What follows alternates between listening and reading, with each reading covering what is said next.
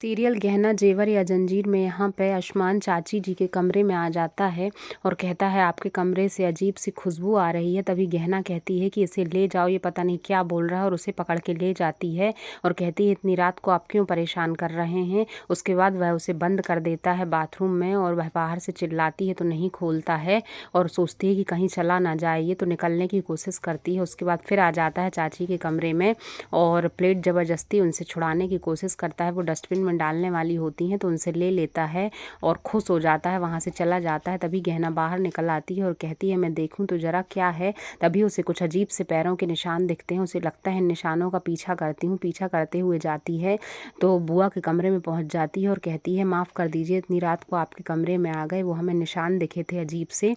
तो बुआ जी कहती हैं जाओ, मुझे आराम करना है, और वहाँ से चली जाती है। कहती है क्या पता यहाँ निशान कैसे आ गए। बुआ जी बोलती हैं अच्छा हुआ किसी ने देखा नहीं हमें।